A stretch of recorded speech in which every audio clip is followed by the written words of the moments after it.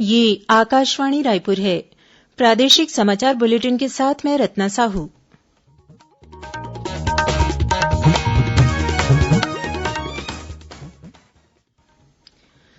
और अब पेश है आज के मुख्य समाचार। भारतीय सशस्त्र सेनाओं ने पूरे देश में कोरोना योद्धाओं के प्रति एकता प्रदर्शित करने के लिए पुष्प वर्षा की, बैंड प्रस्तुति दी और फ्लाई पास्ट किया। रायपुर एम्स अस्पताल के ऊपर भी बरसाए गए फूल। मुख्यमंत्री ने प्रधानमंत्री को पत्र लिखकर स्वास्थ्य कर्मियों की तरह ही पुलिसकर्मी, स्थानीय निकाय और जिला प्रशासन के अधिकारी कर्मचारियों को बीमा योजना में शामिल करने का किया अनुरोध। प्रदेश के सभी शासकीय कार्यालयों में कामकाज कल से शुरू होगा, वहीं पंजीयन कार्यालय भी खोले जाएंगे। और भिलाई इस्पात संयंत्र ने देश और प्रदेश में बड़े पैमाने पर वेंटिलेटर्स की आवश्यकता को देखते हुए आंतरिक संसाधनों से वेंटिलेटर का किया निर्माण।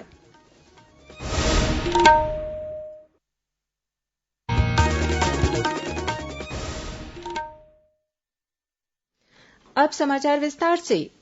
भारतीय सेना, नौसेना और वायुसेना ने आज कोरोना योद्धाओं के प्रति देश की एकता प्रदर्शित करने के लिए देशभर में अनेक गतिविधियां आयोजित की।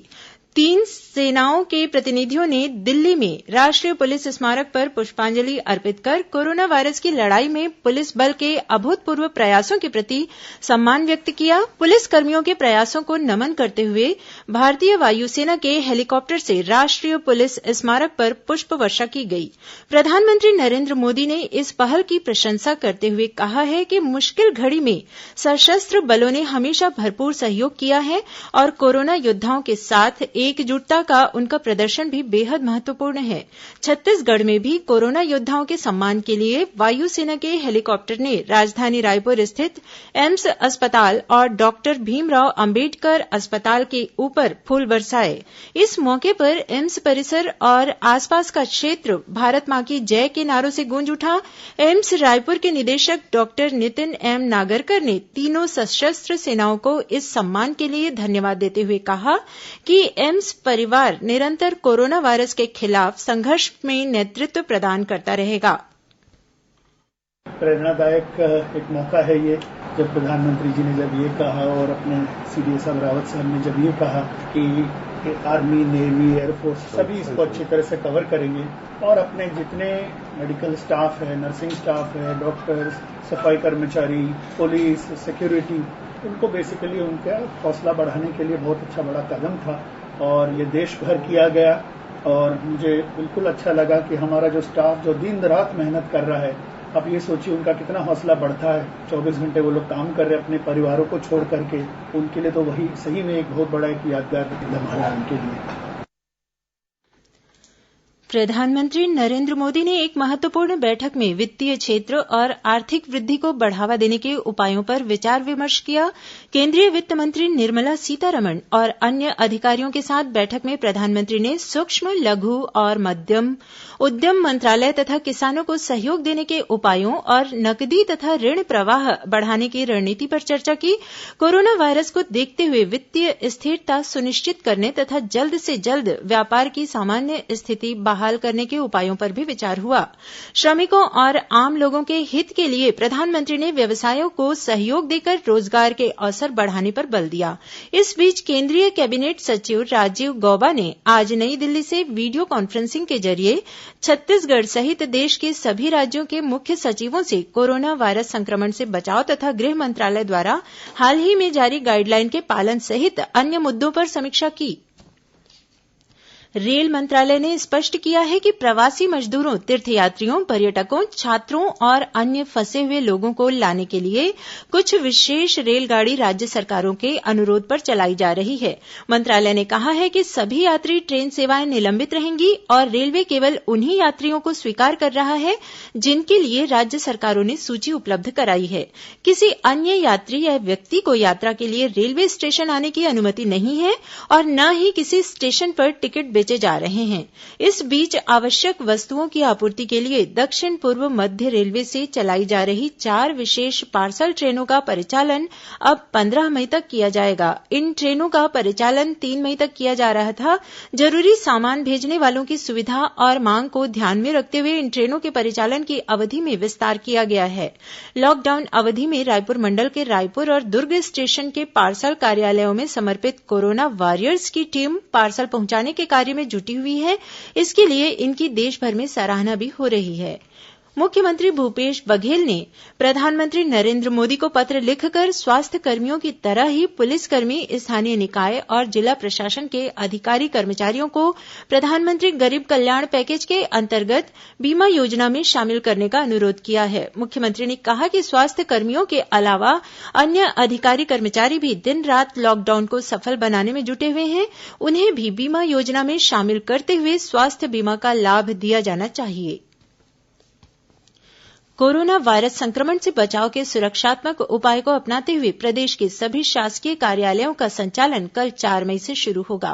वहीं कोरबा जिले के कटघोरा नगर पालिका क्षेत्र और सूरजपुर जिले में जजावल कंटेनमेंट जोन क्षेत्र में शासकीय कार्यालयों का संचालन अभी शुरू नहीं किया जाएगा।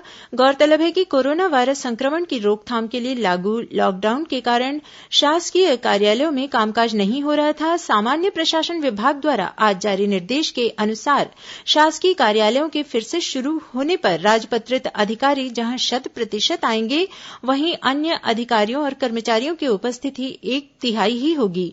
कर्मचारियों की ड्यूटी रोस्टर आधार पर लगाई जाएगी। सभी कार्यालयों में सैनिटाइजेशन और नियमित साफ सफाई दिशा निर्देशों के अनुसार करने कहा गया है। कार्यालय में सोशल और फिजिकल डिस्टेंस के निर्देशों का भी पालन करना होगा। राज्य के पंजीयन कार्यालयों में भी कल से रजिस्ट्री का कार्य शुरू हो जाएगा। वाणिज्यिक कर पंजीयन विभाग के आदेश के मुताबिक रेड जोन और हॉटस्पॉट क्षेत्र को छोड़कर सभी क्षेत्रों में पंजीयन कार्यालय दस्तावेज पंजीयन के लिए खुले रखे जाएंगे। वहीं छत्तीसगढ़ उच्च न्यायालयों सहित प्रदेश की सभी अदालतों में कोरोना वायरस संक्रमण से बचाव के लिए लागू किए गए लॉकडाउन के कारण स्थगित की गई कार्यवाही दूसरी बार अगले 2 सप्ताह के लिए बढ़ा दी गई है। गौरतलब है कि लॉकडाउन के बाद से ही हाईकोर्ट, जिला और सत्र न्यायालयों में बहुत जरूरी प्रकरणों को ही सुनवाई वीडियो कॉन्फ्रेंस के माध्यम से हो रही है। इस दौरान निचली अदालतों में पहले के अनुसार सिर्फ आवश्यक मामलों की सुनवाई की जाएगी। देश के अन्य हॉटस्पॉट जिलों से छत्तीसगढ़ राज्य के अंदर प्रवेश के लिए कोई भी पास जारी नहीं किया जाएगा। गृह विभाग के अपर मुख्य सचिव सुब्रत साहू ने कोरोना वायरस संक्रमण की रोकथाम के लिए प्रदेश में अन्य राज्यों से आने की अनुमति के संबंध में सभी जिला कलेक्टरों को निर्देश जारी किए हैं। सभी कलेक्टरों को निर्देशित किया गया है कि हॉटस्पॉट की जानकारी केंद्रीय स्वास्थ्य मंत्रालय की वेबसाइट पर प्रतिदिन अपडेट की जाती है। परिवार के नजदीकी सदस्य, माता पिता या पिता पुत्र की मृत्यु अथवा मेडिकल इमरजेंसी के कारण कोई व्यक्ति अन्य राज्य से विधिवत अनुमति पास प्राप्त कर छत्तीसगढ़ के किसी जिले में आना चाहता है तो उन्हें अनुमति संबंधित सीमावर्ती जिले के जिला दंडाधिकारी या संबंधित जिला दंडाधिकारी प्रदान करेंगे। प्रादेशिक समाचार आप आकाशवाणी रायपुर से सुन रहे हैं। छत्तीसगढ़ की खबरों से है आपका वास्ता और खबरों की विश्वसनीयता से है हमारा वास्ता। आकाशवाणी समाचार रायपुर के प्रादेशिक समाचार बुलेटिन के साथ ही हमारे समसामयिक कार्यक्रम आप रेडियो के अलावा अपने मोबाइल पर भी सुन सकते हैं। आकाशवाणी समाचार फेसबुक, ट्विटर और यूट्यूब पर भी उपलब्ध है। हमारा Facebook page Chhattisgarh news on AIR, Twitter handle CGAIR news और हमारा यूट्यूब चैनल है छत्तीसगढ़ AIR न्यूज। तो अब रेडियो के साथ ही आपके मोबाइल के जरिए भी हम पहुंच रहे हैं आप तक। छत्तीसगढ़ की हर खबर के लिए सुनते रहिए आकाशवाणी समाचार। और अब आगे बढ़ते हैं बाकी के समाचारों की ओर। मुख्यमंत्री भूपेश बघेल द्वारा आकाशवाणी समाचार को दी गई विशेष भेंट वार्ता का पुनः प्रसारण आकाशवाणी केंद्र रायपुर द्वारा कल सुबह 10:30 बजे से किया जाएगा। कोरोना संक्रमण को रोकने के लिए की गई तैयारियों और दूसरे प्रदेशों में फंसे श्रमिकों तथा विद्यार्थियों को वापस लाने के लिए किए जा रहे प्रयासों पर केंद्रित इस भेंट वार्ता को छत्तीसगढ़ स्थित आकाशवाणी के सभी केंद्र एक साथ रिले करेंगे। यह कार्यक्रम मीडियम वेव और FM दोनों से एक साथ प्रसारित होगा। छत्तीसगढ़ सरकार ने लॉकडाउन में फंसे छत्तीसगढ़ और अन्य राज्यों के श्रमिकों की सकुशल घर वापसी तथा अन्य जरूरी सहायता के लिए हेल्पलाइन नंबर जारी किए हैं। राज्य स्तरीय हेल्पलाइन नंबरों की संख्या बढ़ाकर 7 कर दी गई है, जो 30 लाइनों के साथ संचालित होगी। ये नंबर सभी राज्यों के लिए 24 घंटे उपलब्ध रहेंगे। श्रम विभाग के अधिकारियों ने बताया कि राज्य वापसी के लिए इच्छुक व्यक्ति या उनके रिश्तेदार संबंधित जिला कलेक्टर कार्यालय में नाम, पता, मोबाइल नंबर और आधार कार्ड इत्यादि विवरण के साथ लिखित आवेदन प्रस्तुत करा सकते हैं। अनुमति मिलने पर अन्य राज्यों में फंसे श्रमिक या अन्य व्यक्ति छत्तीसगढ़ आ सकेंगे। छत्तीसगढ़ से बाहर जाने के लिए भी संबंधित जिला कलेक्टर कार्यालय से अनुमति प्राप्त की जा सकेगी। इस बीच अन्य राज्यों से छत्तीसगढ़ आने वाले श्रमिकों और व्यक्तियों की व्यवस्था के संबंध में समन्वय के लिए राज्य सरकार ने ग्रामीण और शहरी क्षेत्र के लिए राज्य स्तर पर अलग अलग नोडल अधिकारी नियुक्त किए हैं। वहीं मध्यप्रदेश, गुजरात और राजस्थान में फंसे छत्तीसगढ़ के श्रमिकों और अन्य व्यक्तियों को छत्तीसगढ़ लाने तथा छत्तीसगढ़ से इन तीनों राज्यों में जाने वाले व्यक्तियों का डाटाबेस तैयार कर लिया गया है। इन राज्यों के लिए जल संसाधन विभाग के सचिव अविनाश चंपावत को नोडल अधिकारी नियुक्त किया गया है। कोरोना वायरस संक्रमण की रोकथाम के लिए शासन प्रशासन द्वारा लगातार एहतियाती कदम उठाए जा रहे हैं। महासमुंद जिला कलेक्टर द्वारा पड़ोसी राज्य ओडिशा सीमा से जिले में लोगों के अनाधिकृत प्रवेश को रोकने के लिए अधिकारियों की ड्यूटी लगाई गई है। जांजगीर चांपा जिले की ग्राम पंचायत खोखसा में मनरेगा कार्य में लगे मजदूरों को मास्क का वितरण किया गया। साथ ही उन्हें सोशल डिस्टेंस और कोरोना संक्रमण से बचाव के संबंध में भी जानकारी दी गई। राजनांदगांव जिला प्रशासन ने दूसरे राज्यों से आ रहे मजदूरों की जांच और स्क्रीनिंग आदि के कारण नया बस स्टैंड को अति संक्रमित क्षेत्र घोषित किया है। जिले में आने वाले प्रवासी मजदूरों को नया बस स्टैंड स्थित रैन बसेरा में ठहराने की व्यवस्था की गई है। नवोदय विद्यालय डोंगरगढ़ के छात्र आज आंध्र प्रदेश से लौट रहे हैं। वहीं नगर निगम मुख्यालय भिलाई में आने वाले लोगों के लिए पास जारी किया जाएगा। शासन के निर्देशों के बाद निगम प्रशासन द्वारा कोरोना वायरस संक्रमण की रोकथाम के लिए आवश्यक व्यवस्थाएं की जा रही हैं। इधर बस्तर जिले में लॉकडाउन में फंसे विद्यार्थियों और मजदूरों की वापसी का सिलसिला शुरू हो गया है। पेंड्रा में फंसे विद्यार्थियों को आज 2 बसों से जगदलपुर लाया गया। उधर बिलासपुर जिले के अरविंद नगर सरकंडा निवासी 12 वर्षीय उत्कर्ष पांडे ने गुल्लक में रखे करीब 8,000 रूपये सहायता कोष में जमा किए हैं। भिलाई इस्पात संयंत्र ने देश और प्रदेश में बड़े पैमाने पर वेंटिलेटर्स की उपलब्धता की आवश्यकता को देखते हुए आंतरिक संसाधनों से वेंटिलेटर का निर्माण किया है। इसका उद्घाटन हाल ही में संयंत्र के मुख्य कार्यपालक अधिकारी अनिर्बान दास गुप्ता ने किया। प्रायोगिक तौर पर इस वेंटिलेटर के निर्माण में संयंत्र में उपयोग होने वाली विभिन्न मशीनों के कल पुर्जों को निकालकर प्रयोग किया गया है। सुरक्षा के मद्देनजर इस मशीन में कई उपाय किए गए हैं। आकार में छोटा होने के कारण इसका संचालन भी आसान होगा। पुलिस महानिदेशक डीएम अवस्थी ने सभी पुलिस अधीक्षकों को आवश्यक वस्तुओं के लिए आवागमन कर रहे लोगों पर अनावश्यक जुर्माना वसूलने की कार्रवाई स्थगित करने के निर्देश दिए हैं। उन्होंने कहा कि कोरोना संकट के समय यातायात पुलिस द्वारा सामान्य नागरिकों का चालान कर जुर्माना वसूलना ठीक नहीं है। डीजीपी ने कहा है कि केवल उन्हीं प्रकरणों में चालानी कार्रवाई की जाए जिसके विरुद्ध कार्रवाई अति आवश्यक हो। उद्दंड प्रकृति और अनावश्यक घूमने वाले व्यक्तियों के खिलाफ सख्त कार्रवाई की जाए। इस संबंध में शिकायत मिलने पर दोषी अधिकारी कर्मचारियों के खिलाफ कठोर कार्रवाई की जाएगी। केंद्रीय पंचायती राज मंत्रालय ने छत्तीसगढ़ की 3 ग्राम पंचायतों को अलग अलग क्षेत्रों में उत्कृष्ट कार्यों के लिए राष्ट्रीय पुरस्कार के लिए चुना है। बच्चों से जुड़ी योजनाओं और कार्यक्रम के बेहतर क्रियान्वयन के लिए कबीरधाम जिले की कान्हा भैरा ग्राम पंचायत का चयन बाल मित्र पंचायत पुरस्कार के लिए किया गया है। वहीं ग्राम सभा के प्रभावी आयोजन और इसके सशक्तिकरण के लिए रायपुर जिले की बनचरौदा पंचायत को नानाजी देशमुख राष्ट्रीय गौरव ग्राम सभा पुरस्कार से नवाजा जाएगा। इसके अलावा कांकेर जिले की भिलाई पंचायत को केंद्रीय पंचायती राज मंत्रालय द्वारा ग्राम पंचायत विकास योजना पुरस्कार के लिए चुना गया है। मुख्यमंत्री भूपेश बघेल और पंचायत मंत्री टीएस सिंहदेव ने इस उपलब्धि के लिए संबंधित पंचायतों के सरपंचों और पंचों को बधाई दी है।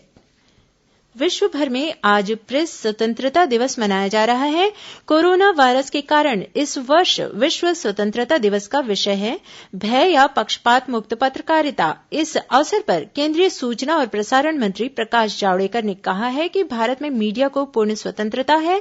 उन्होंने कहा कि मीडिया के पास लोगों को सूचित और शिक्षित करने की ताकत है। छत्तीसगढ़ की सीमा से लगे गढ़चिरौली के जागवंडी सिलभट्टी जंगल के बीच हुए मुठभेड़ में महाराष्ट्र पुलिस ने एक इनामी महिला माओवादी को मार गिराया है।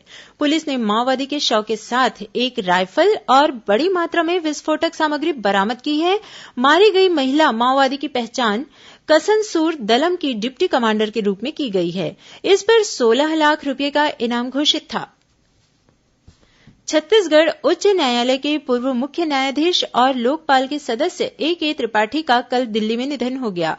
वे पिछले कुछ दिनों से बीमार थे और उनका इलाज एम्स दिल्ली में चल रहा था। न्यायमूर्ति त्रिपाठी 7 जुलाई 2018 से 22 मार्च 2019 तक छत्तीसगढ़ उच्च न्यायालय के मुख्य न्यायाधीश रहे। मुख्यमंत्री भूपेश बघेल ने उनके निधन पर गहरा दुख व्यक्त किया है। सुकमा जिले के दुर्गम इलाके में बसे गोलापल्ली में पड़ोसी राज्य तेलंगाना के रास्ते बिजली पहुंचा दी गई है। मुख्यमंत्री भूपेश बघेल ने गोलापल्ली की भौगोलिक स्थिति को देखते हुए इस इलाके में तेलंगाना के रास्ते बिजली पहुंचाने की मंजूरी दी थी। ग्रामीणों ने बिजली पहुंचने पर मुख्यमंत्री और उद्योग मंत्री के प्रति आभार व्यक्त किया है। अंत में मुख्य समाचार एक बार फिर। भारतीय सशस्त्र सेनाओं ने पूरे देश में कोरोना योद्धाओं के प्रति एकता प्रदर्शित करने के लिए पुष्प वर्षा की, बैंड प्रस्तुति दी और फ्लाई पास्ट किया। रायपुर एम्स अस्पताल के ऊपर भी बरसाए गए फूल। मुख्यमंत्री ने प्रधानमंत्री को पत्र लिखकर स्वास्थ्य कर्मियों की तरह ही पुलिसकर्मी, स्थानीय निकाय और जिला प्रशासन के अधिकारी कर्मचारियों को बीमा योजना में शामिल करने का किया अनुरोध। प्रदेश के सभी शासकीय कार्यालयों में कामकाज कल से शुरू होगा। वहीं पंजीयन कार्यालय भी खोले जाएंगे। और भिलाई इस्पात संयंत्र ने देश और प्रदेश में बड़े पैमाने पर वेंटिलेटर्स की आवश्यकता को देखते हुए आंतरिक संसाधनों से वेंटिलेटर का किया निर्माण। इसी के साथ प्रादेशिक समाचार बुलेटिन समाप्त हुआ। नमस्कार।